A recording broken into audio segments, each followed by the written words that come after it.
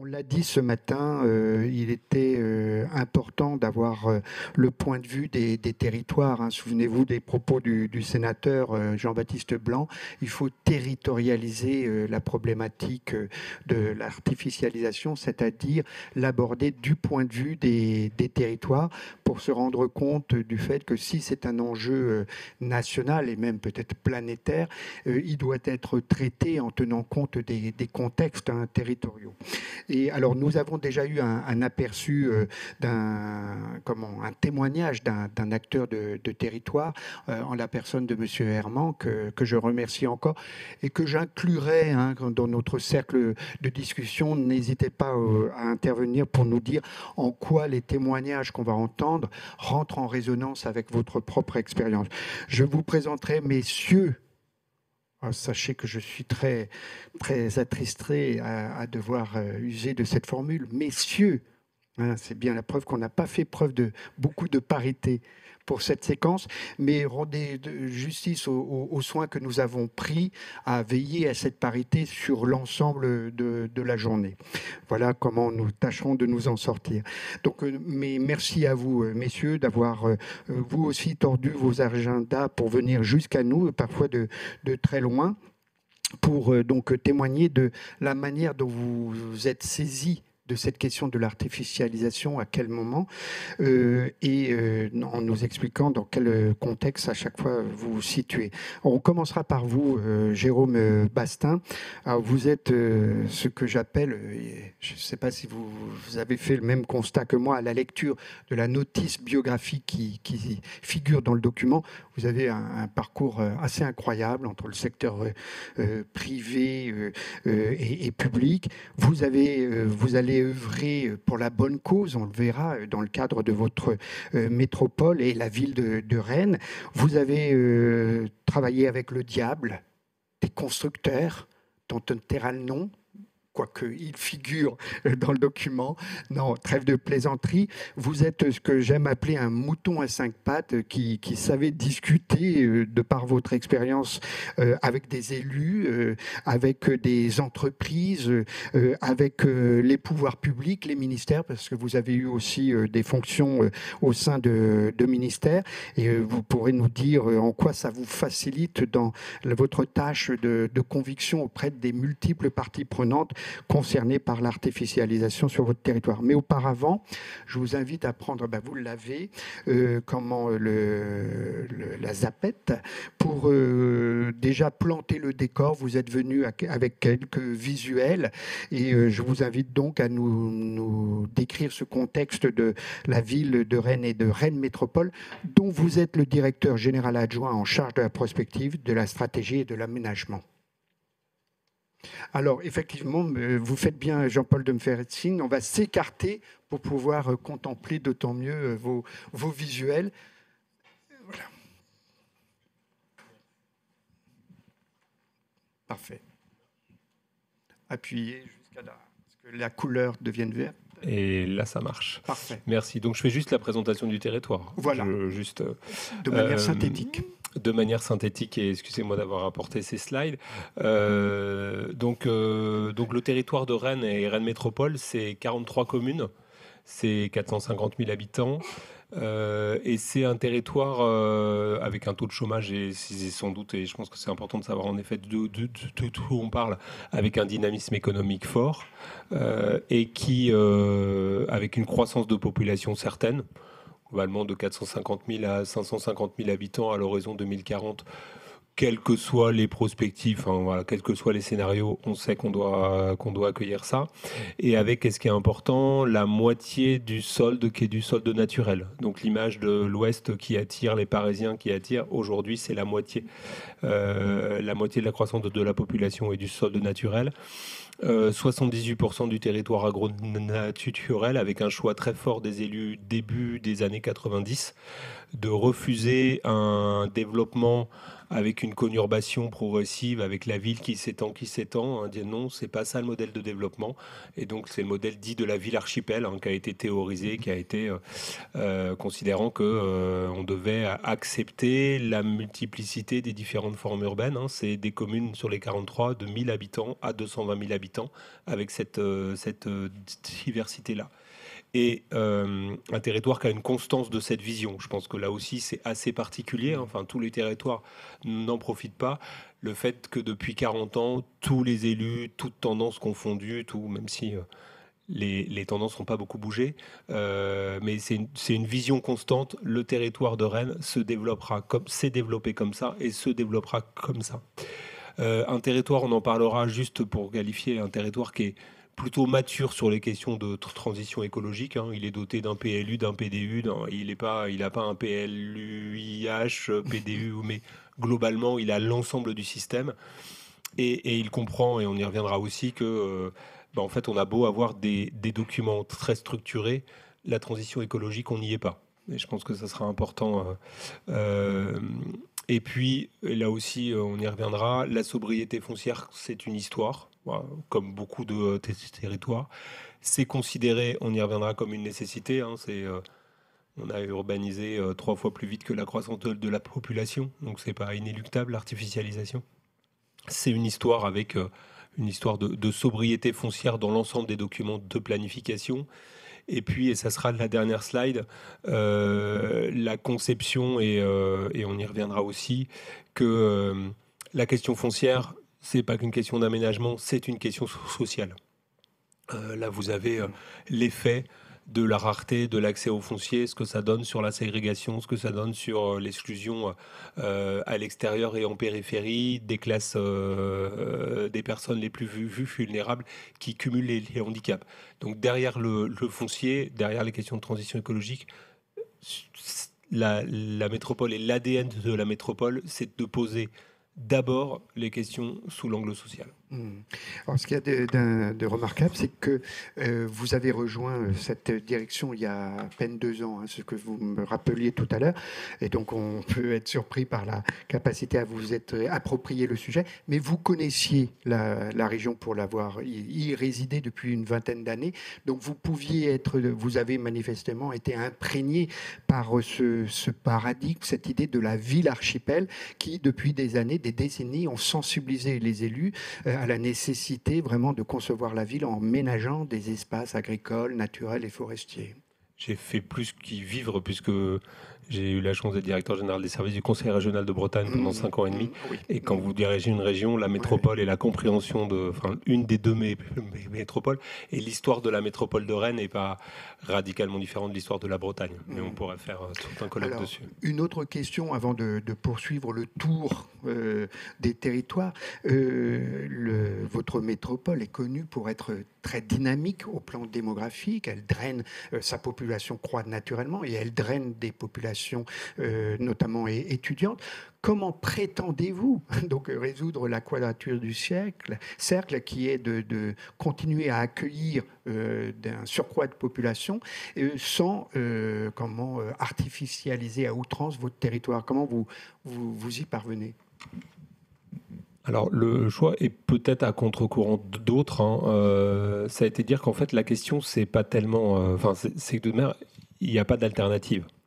Et souvent, on est en France capable de dépenser une énergie phénoménale à se poser la question de pourquoi il ne faut pas prendre une décision, plutôt que de consacrer l'énergie à rendre possible une décision déjà prise. Et je pense que le zéro artificialisation nette, on est un peu au cœur des choses. Et oui, en effet, sur un territoire comme la métropole, comment arriver à concilier l'accueil de nouvelles populations, la sobriété, et pour avoir un modèle qui soit socialement soutenable. La logique, parce que en fait, derrière Lausanne, on l'a dit, la trajectoire française, elle était insoutenable. Et la loi climat et résilience, on parle souvent de est-ce qu'on est dans la transition, dans la bifurcation, dans la loi climat et résilience. Le législateur a été particulièrement fort, puisqu'il a édicté une règle en disant maintenant c'est la règle. l'État s'en saisit, l'exécutif s'en saisit ou pas, le ministre Béchu signe une circulaire le 4 août dernier pour dire au préfet vous en occupez pas trop. Mais c'est pas grave, les préfets vont pas s'en occuper, les juges ils vont s'en occuper. Dès maintenant, les plans locaux d'urbanisme, vous le citiez monsieur, c'est les juges ils vont commencer à regarder est-ce que vous êtes sur la sobriété foncière. Petit correctif sous votre contrôle. D'ailleurs, ce que dit le ministre, c'est de patienter jusqu'au 23 octobre, date des... Non, il écrit plutôt jusqu'en 2025-2026 quand même. Entre les lignes, la circulaire est suffisamment courte pour qu'on arrive à la lire. Et globalement, c'est ça. C'est dire, faites de la pédagogie, mais commencez pas à dire à une collectivité que son plan local d'urbanisme, il n'est pas tout à fait conforme.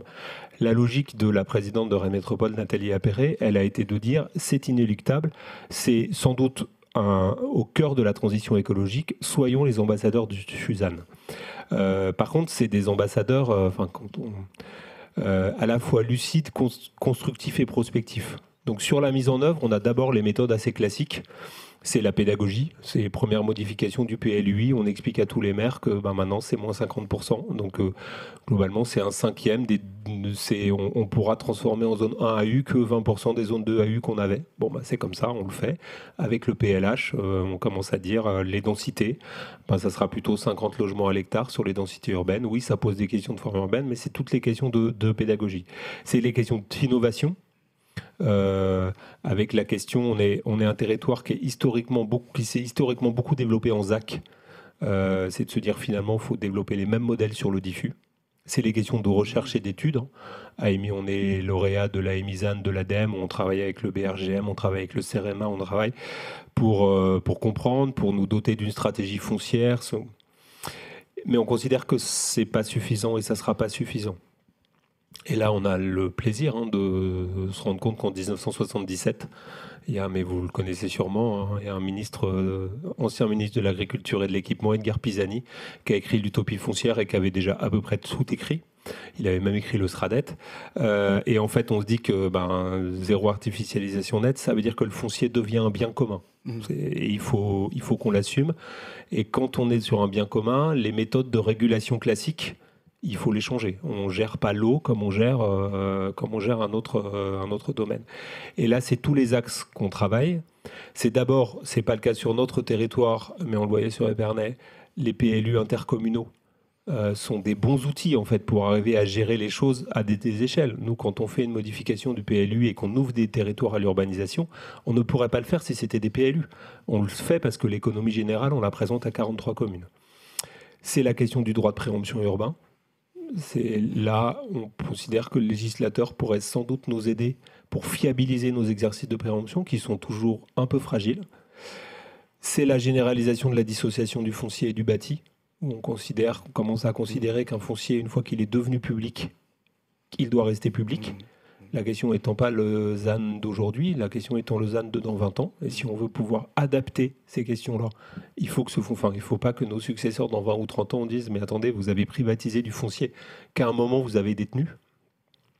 C'est la question, et le sénateur Blanc le pose, de la fiscalité. On a des vrais sujets. Les DMTO ne sont pas incitatifs à la fluidité. En gros, on a une fiscalité qui est une fiscalité de rendement et pas du tout une fiscalité incitative sur les questions foncières. On a une fiscalité foncière qui n'est pas du tout orientée sur la gestion durable du foncier.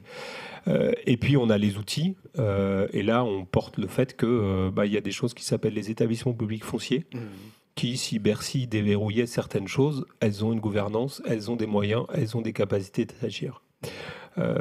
Et puis après, ça c'est quelques réflexions un peu personnelles, c'est que le temps qu'on passe en ce moment à réunir les conférences de Scott pour essayer de savoir comment on va se répartir les moins 50%, à la fin, ça sera moins 50% pour tout le monde ou à peu près pour tout le monde et qu'on commence dès maintenant à le faire parce que là, on pourra prendre 6 mois, 10 mois, 12 mois et pendant ce temps-là, on ne fait pas autre chose.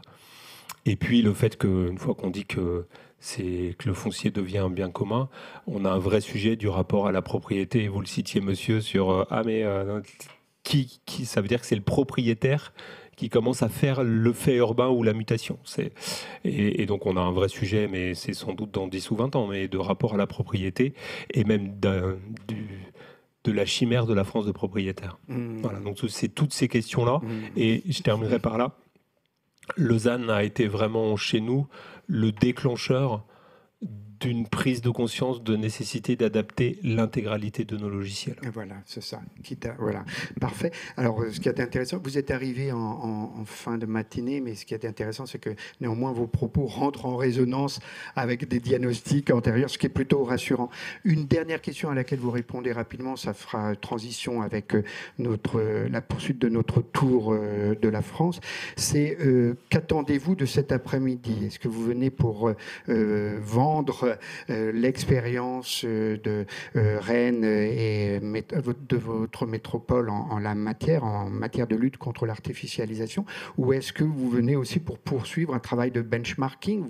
Vous observez ce qui se passe sur d'autres territoires correspondant à peu près au vôtre pour nourrir votre réflexion? J'espère que oui.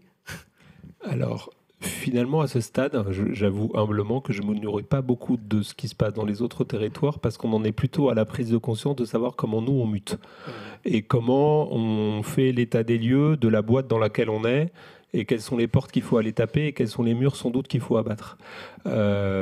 Et après, la question, c'est comment faire en sorte qu'il y ait une prise de conscience collective qu'on ne traitera pas cette question-là comme on en a traité d'autres. Voilà, mais on l'est tous, hein, la bifurcation écologique, on est à cœur de changement de logiciel, et que ces changements de logiciel, si on ne le fait pas ensemble, ça pour le coup, vous m'avez qualifié de mouton à 5 pattes, ce qui n'est pas forcément. Je me suis permis. Non, vous l'avez quasiment dit cet après-midi aussi. C'est dire que c'est bien l'ensemble du logiciel. Et si je cite la circulaire Béchu du 4 août, c'est parce que personnellement, c'est pas en faisant un pas en avant, un pas en arrière qu'on fera en sorte que l'ensemble du système mute. Sur le mouton à 5 pattes, effectivement, c'est une métaphore, une figure que j'aime pour qualifier des personnes sur un territoire qui savent parler les langues et des élus et des entreprises et des habitants, etc. Et je pense que des problématiques comme celle de l'artificialisation passent par l'identification et l'existence de ce type de mouton à 5 pattes. Et manifestement, vous en êtes un beau spécimen.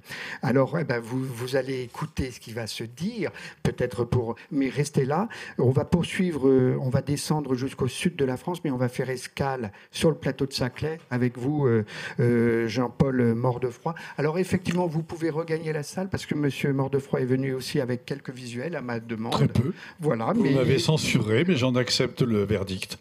Je n'ai absolument pas censuré. Ça s'appelait une consigne que j'ai demandé à respecter. Vous l'avez fait. Donc, merci à vous. Et vous êtes maire de Verrières-le-Buisson, maire adjoint de Verrières-le-Buisson, en Essonne. On pourra entendre votre témoignage en tant qu'élu, mais c'est davantage au titre d'administrateur de l'association Terre et Cité que je voulais vous entendre parce que c'est une association. C'est la photo qui n'est pas la bonne. C'est moi qui ai la Jean-Paul. C'est ça ? Oui. Pardon. S'il vous plaît. Merci. Vous êtes donc administrateur de cette association Terre et Cité qui œuvre à l'animation de la zone de préservation des espaces naturels, agricoles et forestiers, qui est une innovation d'ailleurs au plan réglementaire. Je vous laisse le soin déjà de nous planter le décor, de nous rappeler un peu ce contexte de Paris-Saclay, et nous rentrerons dans le détail du fonctionnement de Terre et Cité, qui peut être déjà une manière d'œuvrer contre l'artificialisation. Merci pour votre accueil. Merci, bonjour, rebonjour, et très heureux de parler après quelqu'un qui a parlé de ma ville où je suis né et où j'ai grandi. Donc je me retrouve dans ce que vous avez dit. Merci monsieur. Nous sommes pardon, c'est ce bouton-là. Voilà, Terre et Cité. Je vais vous présenter cette association. Voilà une image assez symbolique des champs au bout desquels on voit des constructions. Le plateau de Saclay, pour ceux qui ne savent pas, voici une carte. Donc en gros, entre Palaiseau et Saint-Quentin-en-Yvelines, ou entre Massy et Versailles, comme vous voulez. Essonne d'un côté, Yvelines de l'autre, et bordée par deux petites rivières, la Bièvre au nord, on voit qu'elle passe à Jouy-en-Josas, et la l'Yvette au sud, qui passe notamment à Gif-sur-Yvette. Donc un plateau tout plat, très très plat, Tellement plat d'ailleurs qu'avec le système hydraulique extrêmement performant à l'époque de Louis XIV pour alimenter en eau Versailles, il y a un étang qui permet, en fonction de la situation, d'envoyer l'eau soit vers l'Yvette, soit vers la Bièvre, en fonction des besoins. Ça vous montre que c'est quand même très plat. Depuis, donc, qui porte une agriculture, alors que certains diraient intensive et d'autres diraient extensive, ça dépend du critère qu'on prend. Donc c'est une agriculture de grande culture, d'exportation pour l'essentiel, pour l'instant, je préciserai après, et puis sur laquelle des implantations scientifiques ont eu lieu dès la fin de la guerre, avec le CEA, avec l'ONERA, avec la fac d'Orsay, moins scientifique, c'était l'implantation d'HEC un peu plus tard, et puis vous avez tous entendu parler donc de toutes les entreprises, les facs et autres établissements qui rejoignent le plateau de Saclay en ce moment. Entre les deux, dans les années 70, il y a eu Polytechnique aussi qui y est allé, et curieusement pas l'agro à l'époque. Polytechnique s'est installé, pour la petite histoire, sur des terres de l'agro. Mais bon, l'agro est resté rue Claude Bernard, du moins c'est là qu'elle était quand j'y étais. Mais elle vient de rejoindre... oui, voilà, tout à fait, elle vient de rejoindre, plateau. Ça vient d'être construit. Alors, ça a été un petit peu évoqué ce matin, le fait que quand sur une carte, on voit des routes, des villages, une rivière et une zone blanche, pour les animateurs, c'est tout bénéfice pour les animateurs, pour les bâtisseurs, c'est tout bénéfice pour la construction. On oublie qu'il y a probablement des agriculteurs, probablement peut-être pas des moutons à 5 pattes, mais sûrement des tas d'autres petites bêtes.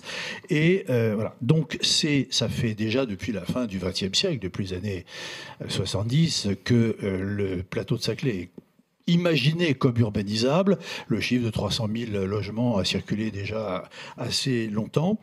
Et pour l'instant, on a un cluster qui s'installe et on a cette protection de la ZPNAF sur laquelle on reviendra tout à l'heure si vous voulez. Voilà. Parfait, très bien. Alors, comment un mot peut-être... la voici. Oui, mais on en parlera plus tard. Oui. Térécité d'abord ? Alors, Térécité peut-être après, oui. Parce que Térécité est en charge de l'animation. Alors, mais c'est pas tout à fait exact. C'est la loi qui a créé la ZPNAF. Oui, bien et sûr. Effectivement, Térécité y participe en partie à son animation, mais qui est sous le contrôle de l'établissement public d'aménagement du plateau. Effectivement. Alors peut-être cette ZPNAF en dire un mot, parce qu'elle a été une réponse à la préoccupation de la population, des agriculteurs, par rapport au risque d'une urbanisation sans fin, etc. Donc je dis simplement que Térécité, comme vous l'avez dit, a été créée d'abord par des agriculteurs pour défendre les terres du plateau de Saclay. Après, je préciserai sa gouvernance très originale, et c'est ça dont j'ai vraiment envie de témoigner. Et pour ce qui est de la ZPNAF, effectivement, ça a été le fruit d'un travail des élus et des agriculteurs et des associations pour aboutir. Alors ZPNAF, zone de protection naturelle, agricole et forestière, c'est indiqué là. C'est une loi du 3 juin 2010 qu'il a créé, un décret du 27 décembre 2013 qui en a fixé le zonage sur 16 communes, 4115 hectares d'espace naturel, et dont 3345 hectares agricoles sur le plateau. Donc c'est ce patchwork que vous avez sous les yeux, avec des zones déjà bâties et des zones en fait de lisières réservées à la construction, comme vous pouvez le voir. Alors cette ZPNAF contient, donc le zonage est intégré au PLU des communes, mais il n'y a pas de règlement opposable. Il y a une charte, mais qui n'est pas un règlement opposable dans les PLU. Et par contre, il y a ce plan d'action et de pilotage qui est géré par les PAPS et sous-traité en fait. Voilà. Pour l'instant, l'appel d'offres va être relancé et Térécité va être à nouveau consulté pour la gestion le pilotage de la gestion et des aménagements qui sont destinés à favoriser l'exploitation agricole, la gestion forestière, la préservation et la valorisation des espaces naturels et des paysages. Alors ce dont j'ai envie de témoigner aussi, c'est une petite histoire si vous permettez, c'est qu'une zone de protection ne s'use que si on ne s'en sert pas. Et certains sont très rassurés à l'idée que la ZPNAF, c'est dans le marbre, c'est un décret en Conseil d'État, etc.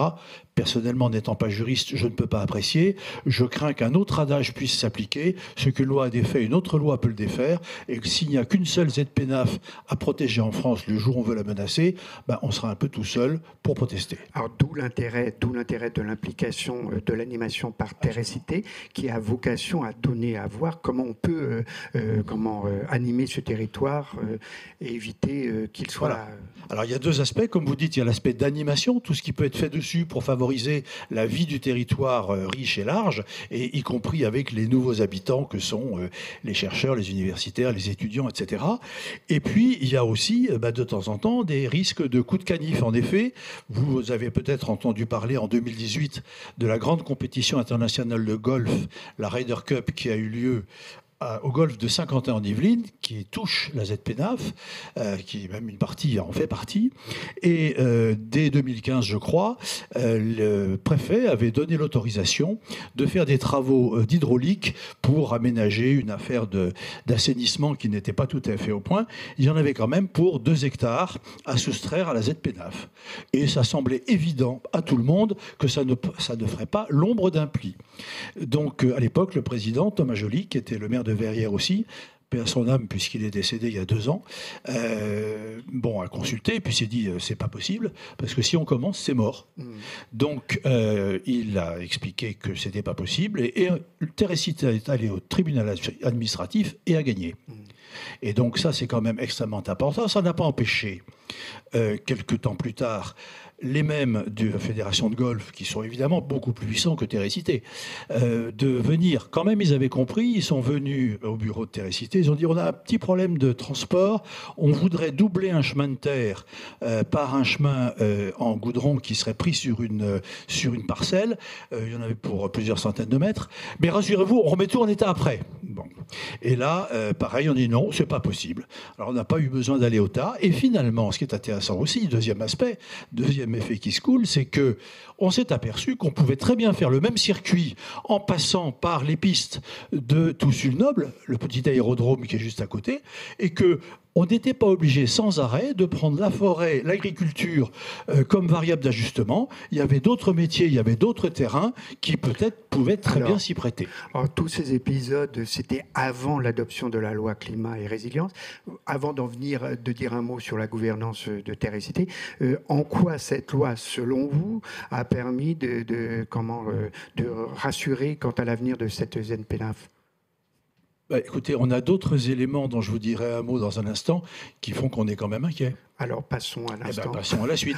Alors, c'était par rapport à Terrecité, donc le projet de construction. Les agriculteurs, à l'époque, ils étaient 7 ou 8 grandes exploitations qui se sont regroupés, qui ont cherché un peu comment faire, etc., qui se sont inspirés d'une autre expérience intéressante dans la plaine de Versailles. Et finalement, une association a donc été créée en 2001, mais sans très très bien savoir sur quel pied danser. Et quelqu'un, je ne sais plus qui, a eu l'idée géniale de dire il faudrait faire un audit patrimonial pour voir un peu où on va, qu'est-ce qu'on fait, quand est-ce qu'on mange et quels sont les enjeux. Et donc, à ce moment-là, c'est donc un audit patrimonial pour ceux qui connaissent à la méthode Olagnon. Il y a d'autres méthodes, c'est pas celle que moi j'ai pratiquée dans mon métier, mais elle est tout à fait estimable. Et c'est Hervé Brédif qui a piloté cette opération. Je le salue parce qu'il a fait un travail magnifique. Donc, d'audit patrimonial et qui a débouché notamment sur la structuration de l'association en 4 collèges. Et 4 collèges, un collège des agriculteurs qui maintenant, parce que des terres ont été libérées et des micro-exploitations se sont créées. Ils sont maintenant 20 agriculteurs dans le collège agriculteur, 20 communes. Le directeur me disait qu'en fait, on a 90% des agriculteurs et 90% des communes qui sont adhérents à l'association. 20 associations, collège des associations, plutôt bien remplis de défenseurs de l'environnement, et 50 adhérents au titre de la société civile. Je ne sais pas comment vous l'appelez, ce n'est pas des moutons à 5 pattes, mais vous avez à la fois des individus, des personnes, des couples, et puis vous avez des entreprises entreprises, vous avez des universités, vous avez la faculté, vous avez etc. Donc c'est très hybride. Donc c'est un collège qui a un peu du mal à définir des positions. Et le point vraiment intéressant pour la vie démocratique, c'est que ce système de collège permet à chaque acteur collectif que représente un collège d'avoir une position, ou pas d'ailleurs, et que ce sont ces positions-là qui sont reprises soit dans l'Assemblée générale, soit en conseil d'administration, et qui font qu'on arrive ou pas à un consensus. Donc, se peut... Avant de descendre vers le sud, parce que le temps presse, permettez-moi de dérouler le fil de la discussion. Dans quelle mesure, parce que la question se pose, vous parlez des agriculteurs, mais dans quelle mesure alors cette structure et les débats engagés sur l'avenir de la ZNPNAF a amené aussi ces agriculteurs à s'interroger sur leur agriculture, qui, comme vous l'avez rappelé, est une agriculture intensive ou extensive, etc. Dans quelle mesure ça les a amenés à adopter d'autres pratiques qui correspondraient à d'autres exigences, préservation de la biodiversité, par exemple. La question est intéressante parce qu'effectivement, il y a des évolutions par rapport à des problématiques nouvelles ou par rapport à des attentes nouvelles de nos contemporains. Mais voilà un bon exemple de sujet qui ne fait pas consensus.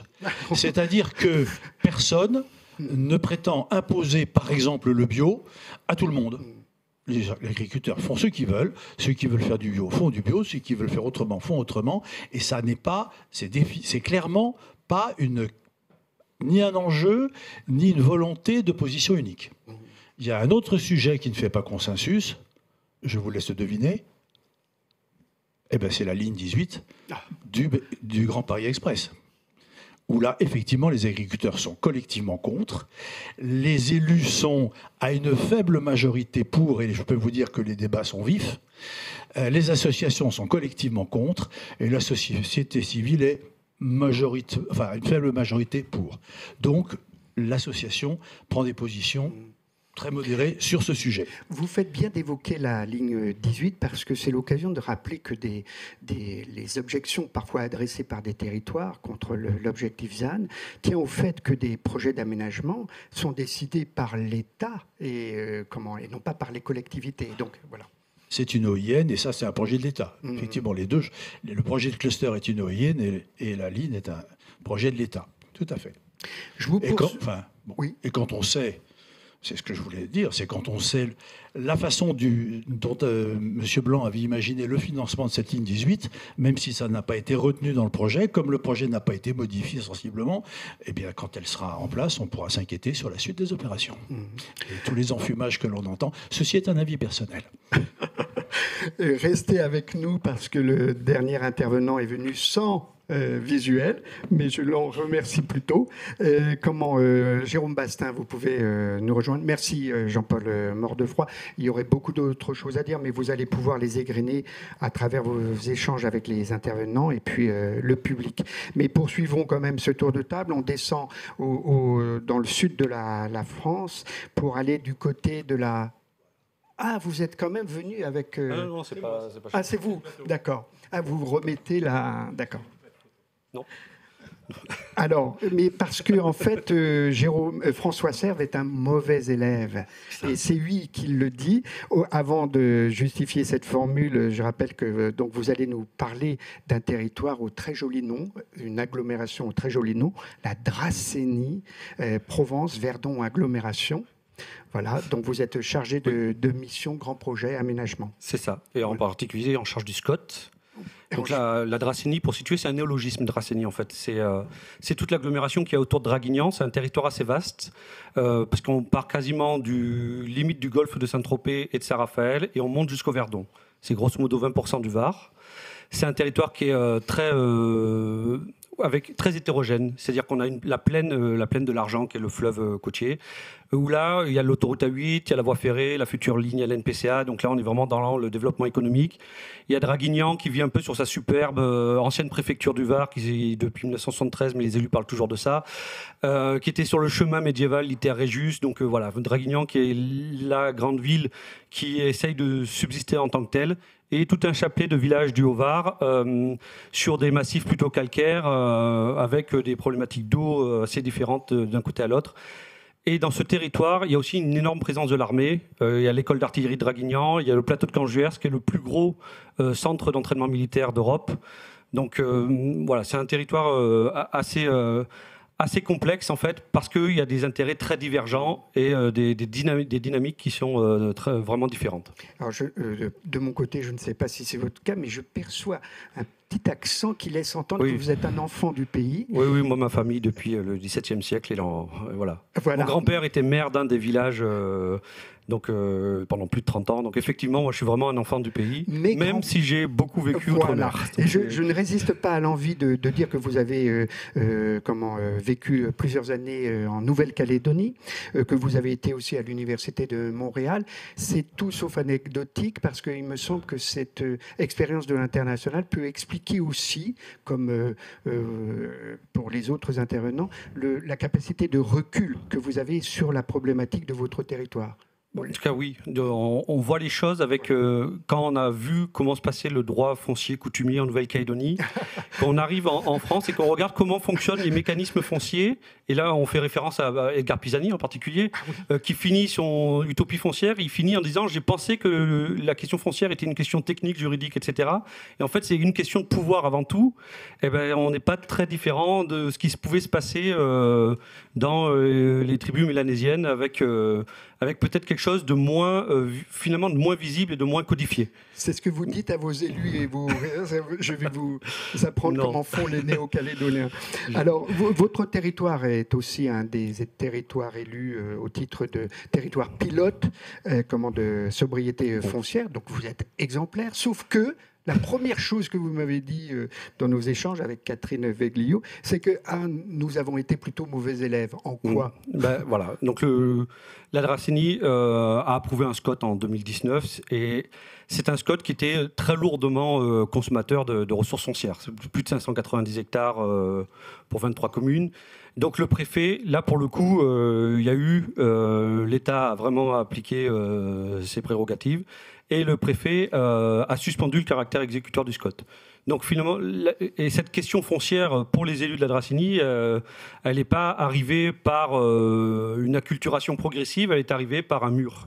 Ils sont pris un mur et ils se sont demandé, qu'est-ce qu'on fait maintenant ? Parce que qui dit pas SCOT dit beaucoup de complications, passage en CDPNAF et tout ça. Enfin, ça, c'est des choses techniques, mais qui sont assez lourdes.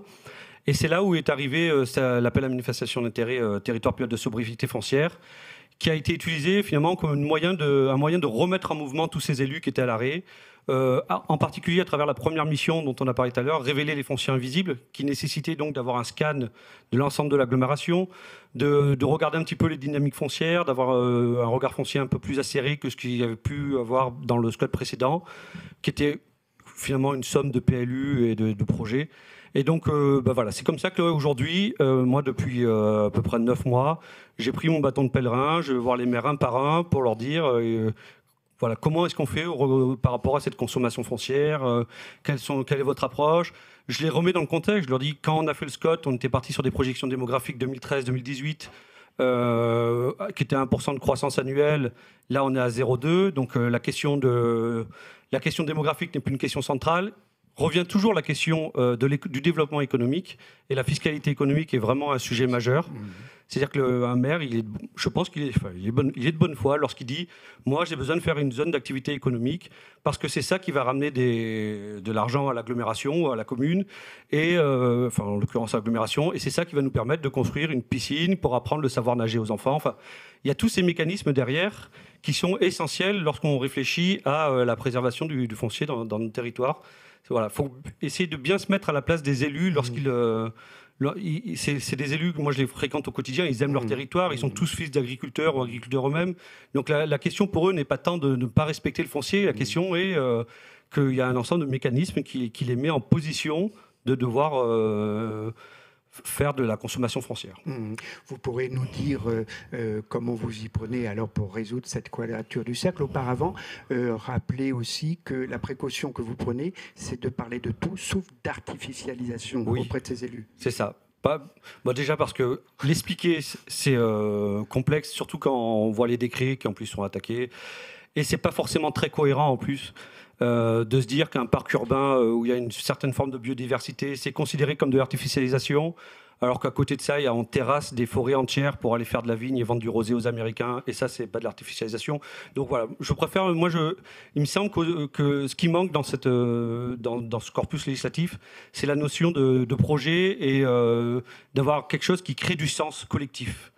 Et donc c'est vraiment là-dessus, là on travaille pour le rendu exécuteur du SCOT, mais on prépare aussi la révision du SCOT dans la foulée, et on essaye de mettre en place des pièces du puzzle pour aller vers une notion de biocapacité des territoires, au regard de la ressource en eau, au regard des terres agricoles et des terres agricoles pour faire de la subsistance, voilà, pas pour exporter aux autres, pour être autonome en énergie. Donc c'est toutes ces questions-là qu'on est en train d'essayer de mettre en œuvre en répondant à différents AMI, parce que tout seul, ça c'est aussi un problème qui est très important dans les collectivités territoriales, c'est qu'on est vraiment limité en ressources humaines. Et voilà, donc c'est important qu'on puisse être ici aujourd'hui, par exemple, pour profiter de tous les échanges, mais c'est important qu'on soit accompagné aussi par des acteurs autres. Et c'est là où le territoire pilote de sobriété foncière, c'est précieux, puisqu'on est avec la NCT, le PUCA, on a une AIMO locale. Donc ce sont les choses qui sont vraiment essentielles pour les territoires. Avant de prendre les questions de la salle, peut-être vous laisser réagir les uns aux autres, aux témoignages des autres, parce que je vous voyais par exemple Jérôme Bastin opiner du chef à pratiquement tout ce que disait François Serve, alors que vos territoires respectifs sont totalement différents. Pourriez-vous justifier cette adhésion à son propos? Et puis Jean-Paul interviendra. Alors, la première adhésion au propos, c'est que j'ai fait l'école de Draguignan et j'ai manœuvré à Cangeverse. Donc voilà, ça me rajeunissait. Non, et après, la question, je pense qu'on a une loi qui est en avance par rapport aux possibilités techniques. C'est la question de la mesure. On a une loi qui, en ce moment, en effet, traduit artificialisation par urbanisation, parce qu'aujourd'hui, c'est les seuls outils qu'on a. Et donc, tous les travaux qui permettent d'aller plus loin pour tenir compte et zéro artificialisation nette, ça pose la question de comment on raisonne un SCOT, comment on fait un PLUI, comment on fait une opération d'aménagement et même comment on fait un bâtiment pour tenir compte de l'ensemble des mètres carrés de surface naturelle. Quand on fait de la pleine terre, c'est pas de l'artificialisation, c'est très important pour la valeur écologique du sol. Donc toutes ces questions-là, je pense qu'on est plusieurs territoires à essayer par des angles différents de faire avancer le domaine, et à un moment ça se traduira par des règles de classification, ça des règles, mais c'est vrai qu'aujourd'hui on a appliqué une loi avec la brutalité, voire même la bêtise des instruments de mesure qu'on a. Voilà, c'est tout, c'est hyper caricatural. Et on le disait finalement, toutes les questions foncières sont des questions politiques. Quand on commence je sais qu'avec mes équipes, on veut faire des indicateurs de la valeur du sol et alors on s'intéresse à c'est quoi la valeur écologique, c'est quoi la valeur agronomique, c'est quoi. Et même dans la construction de ces indicateurs, il y a de la construction politique à l'intérieur. Voilà, donc ce sujet-là, il est, je trouve, il transcende l'ensemble de la chaîne. Ce que vous disiez sur... je ne parle pas artificialisation à mon élu, je parle du projet de territoire, de son projet de développement, de comment il veut faire les choses. Je trouve que ça transcende complètement la chaîne qui d'habitude cloisonne entre la vision politique et la vision technique. En fait, là, c'est pas un virus, mais on a quelque chose qui énerve tout. Jean-Paul ? Alors permettez-moi aussi de saluer la mémoire de Pisani, peut-être aussi pour le mois de mai-juin 68, mais ça c'est autre chose. Et deuxièmement, j'ai pas entendu explicitement, parce que vous avez dit toutes les lois, plusieurs l'ont dit, que les lois ne sont pas faites pour améliorer la situation. Et moi je pense à la loi SRU, les lois sur l'artificialisation, les mesures fiscales et financières. Mais la loi sur le SRU nous pousse, puisqu'on est à 20% de logements sociaux, à trouver les 5% qui restent. On ne peut pas tous les trouver en cassant un immeuble pour en faire un autre. Et deuxièmement, ça c'est un point qui est très important, la suppression du COS, c'est pareil. Moi, quand je vois des gens qui achètent une parcelle de 500 mètres carrés pour se faire une maison de 350 mètres carrés au sol, ils ont juste envie d'avoir une défense autour d'eux, mais ce n'est pas des gens qui veulent un jardin. Ça me hérisse au dernier degré. Voilà, j'aurais des choses à dire sur le logement social agricole, mais c'est peut-être pas le moment. On verra en fonction des... Mais là, je note que c'est au titre d'adjoint au maire que vous réagissiez. Oui, non, mais vous veniez aussi à ce titre-là. Voilà, parfaitement. François, ça vous fait réagir, vous conforte dans l'idée qu'il faut mutualiser, échanger entre les territoires. J'enfonce une porte ouverte. Oui. Après, c'est vrai que la question de la conférence des SCOT, des interscots, des réunions de SRADET, moi j'ai vraiment l'impression que c'est du temps de cerveau disponible gâché. On y passe un temps monstrueux et c'est quelque chose il me semble qu'on aurait pu faire sur un temps plus long, enfin d'une autre façon, en tout cas avec une méthode. Et là, en l'absence de méthode, c'est très complexe, d'autant que toutes les cartes du jeu ne sont pas très claires. Ouais. Voilà. Mais ce que j'ai cru comprendre, et on prend la question, c'est que ça ne vous empêche pas de continuer à œuvrer sur le terrain. Vous n'attendez pas les résultats des conférences SCOT pour... non, comme au niveau de la métropole de Rennes, nous on est parti sur ce que je dis aux élus, moi, c'est, quand je parle de consommation, pas d'artificialisation, on fait moins 50 et on verra quelle sauce on est mangé par le SRADET. Voilà. Et déjà, on commence par faire moins 50. Est-ce que, des questions? Oui, ici. Et monsieur Herman, n'hésitez pas à intervenir pour témoigner sur votre propre territoire. Madame. Oui, merci. Moi, j'avais une question par rapport au moins 50, justement. Ça me rappelle que je voulais réagir au tout début. Il y a une sorte d'injustice sur ces moins 50, puisque c'est moins 50 de ce que vous avez déjà artificialisé, c'est-à-dire que c'est le bon point au mauvais élève. Vous êtes d'accord avec ça? Et comment on rectifie ça? Non, vous n'êtes pas d'accord, mais c'est intéressant. Alors, nous, on fait partie des mauvais élèves, donc le moins 50, c'est pour ça qu'on veut le préserver et pas territorialiser, il y a la crainte que justement le territoire d'à côté, qui lui, dans son moins 50, a beaucoup moins, rogne sur notre reliquat. Sachant qu'on parle des 10 ans d'avant, si on revenait à 20 ans, là, ce serait nous qui regarderions chez le voisin. Donc tout ça est très, très mouvant finalement. Mais... en fait, je ne suis pas d'accord parce qu'à la fin, ça se termine à 0. Ça ne se terminera pas à 0 à la fin. Je comprends que ce débat-là, il existe. Mais après, moins 50. Pour les territoires qui sont déjà sobres, ils continuent leur sobriété, ils font moins 50. À la fin, c'est 0. Pour les territoires qui n'étaient pas sobres, ils font moins 50. C'est très dur. Hein. C'est le mur et tout. Et donc, d'eau de mer, c'est difficile. Donc, comme à la fin 2050, c'est 0, à la fin de l'histoire, tout le monde devra apprendre. Donc, cette question à long terme, cette question de l'injustice, en fait, moi, je trouve que comme à la fin, le législateur a dit c'est 0, je pense qu'en fait, il n'y a pas, on a chacun à prendre notre part. Sauf s'il y a une question, il y a un point à éclaircir, François Cerf, c'est que, sauf erreur de ma part, vous avez omis de préciser qu'en ce qui vous concerne, sur votre territoire, une des caractéristiques majeures, c'est l'activité agricole, mais plutôt vinicole. Est-ce que dans quelle mesure ça complique les données du problème, l'emprise de cette activité-là, du fait de sa dimension culturelle, historique? Oui, culturel, historique, et surtout là, le vin en Dracénie, c'est devenu une véritable valeur marchande.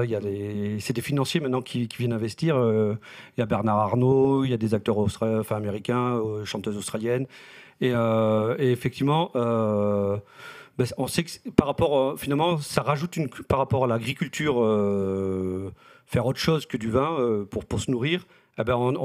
Ça réduit les surfaces disponibles et donc ça rend les choses encore plus complexes. Et c'est pour ça que dans notre candidature à territoire pilote de sobriété foncière, on l'avait ciblé sur 3 enjeux. Donc il y avait l'enjeu comment réussir à regagner les cœurs de cité, les cœurs de village, parce que pareil, là, la démographie arrive. Ces cœurs de village, ils vont se vider forcément parce qu'aujourd'hui, la moyenne d'âge y est assez élevée. Ils vont se paupériser, donc ça c'est quelque chose qu'il faut anticiper. Et comment est-ce qu'on fait du remembrement au niveau de ces logements pour pouvoir y attirer des familles? Donc ça c'est un premier point. Dans des vieilles maisons médiévales où on ne peut pas se garer, où on ne peut pas monter la poussette, enfin il y a tous ces... Mais c'est des points qui sont quand même importants. Et le deuxième point, c'était l'agriculture. On est un territoire de culture très agricole. Et comment est-ce qu'on arrive au sein des enveloppes urbaines élargies, on arrive à remettre de l'agriculture parce que tous les autres terrains agricoles sont dans la concurrence pour faire du vin, et en particulier avec il y a du défrichage, il se passe plein de choses. c'est très actif, l'industrie du vin. Oui, non, là, on voit que c'est encore un contexte particulier. Et voilà, je me tourne vers M. Herman, dont il me semble que le territoire est confronté, du fait de l'emprise de l'activité viticole, à la même problématique. Il opine du chef, mais ne prend pas la parole. Des questions, des interrogations, des demandes de précision? Oui, ici.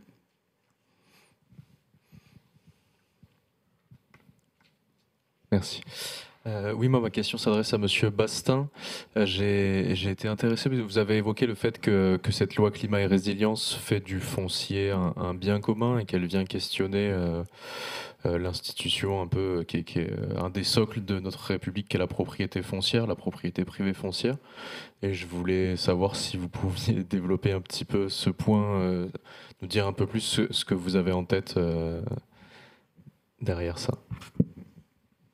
Je vais renvoyer à Edgar Pisani qui explique que la propriété privée l'a gêné quand il était ministre de l'Agriculture, parce que toutes les mutations agricoles... En fait, la question, la propriété privée renvoie à des décisions de mutation urbaine, des mutations à une multitude de décisions individuelles. C'est ce que vous disiez, un territoire qui dit « moi, ce foncier invisible, je veux m'en emparer, parce que je veux qu'il mute ». Et bien en fait, si vous n'arrivez pas à convaincre le propriétaire, il vous dit non, ça ne se passera pas. Et donc Edgar Pisani, d'ailleurs, Nick, on a inventé un métier pour concilier la mutation de la ville et la propriété privée, c'est urbaniste. Voilà, il dit, on a inventé un métier, c'est urbaniste. Et donc, je dis, c'est que, et on a le même sujet sur la rénovation énergétique. Si on dit que la mutation que ça soit sur des questions écologiques, enfin des territoires écologiques, des territoires agricoles, cette mutation, vous ne pouvez pas la privatiser. Voilà, c'est comme si vous pouvez pas la privatiser. Donc, une fois qu'on dit que le foncier, c'est sans doute la mère des questions d'aménagement, mais de beaucoup plus que ça, et que vous dites que c'est un bien commun, l'eau, elle n'est pas privatisée. Voilà, vous avez un droit très clair, vous ne pouvez pas privatiser l'eau. Voilà, au contraire, vous demandez à pouvoir vous en servir. Vous ne pouvez pas privatiser l'eau. À un moment, la question foncière, elle va devoir évoluer. Et Edgar Pisani, pour terminer, dit que ça, c'est Napoléon, le Code civil, le pacte avec la bourgeoisie, et on a sans doute on est dans un pays où la propriété privée est sans doute la plus protectrice. Voilà, c'est les valeurs constitutionnelles. On est très très protecteur de cette propriété privée. Je dis, c'est qu'à un moment, on va tirer la pelote. On commence progressivement à tirer la pelote et à se poser cette question-là. Quitte, en ce qui vous concerne, c'est ce que vous disiez lors du repas, je me permets de le rapporter ici, quitte à vous trouver dans la situation de devoir racheter du foncier que vous aviez vendu quelques années précédentes, avec une plus-value néanmoins. On parle de la densification, vous parlez de foncier économique, la densification des zones d'activité. Les zones d'activité qui sont des aberrations de sobriété foncière. Quand la métropole va travailler sur la densification de ces zones d'activité, elle va faire quoi? Elle va racheter du foncier qu'elle a vendu il y a 20 ans, qu'elle a produit et qu'elle a vendu il y a 20 ans. Et elle ne va pas le racheter au prix où elle l'a vendu. En tout cas, je trouve intéressant. Merci pour cette intervention qui permet de revenir sur ces réflexions qu'on engage en filigrane autour de la notion même de propriété et qui devrait inviter à creuser cette notion qui est beaucoup plus complexe. Et on faisait état dans des discussions plus informelles au fait qu'en droit romain, alors je ne suis pas du tout juriste, je parle sous le contrôle des spécialistes du droit, mais il y a cette distinction qui me paraît intéressante à creuser, surtout dans le contexte actuel, entre l'usus, le fructus et puis l'abusus, tout à fait, et qui permet de distinguer différents types d'échelles de réappropriation du foncier. Et je vois que vous opinez du chef, ça fait sens pour vous? Oui. Alors, cette dissociation, on l'a appliquée par exemple en Nouvelle-Calédonie avec le droit coutumier, puisque les terres kanaks sont incessibles, inaliénables, enfin il y a 4 I. Et du coup, on a monté un système de baux sur 75 ans pour pouvoir jouir, mais c'est la dissociation dont vous parliez tout à l'heure, donc avec des droits réels, mais limités dans la durée. Et, c'est tout, effectivement. Ça, on le voit dans beaucoup de pays anglo-saxons, en Nouvelle-Zélande, avec puisque là, les terres sont maoris ou Vanuatu. Enfin, il y a vraiment des choses à aller regarder ailleurs, oui.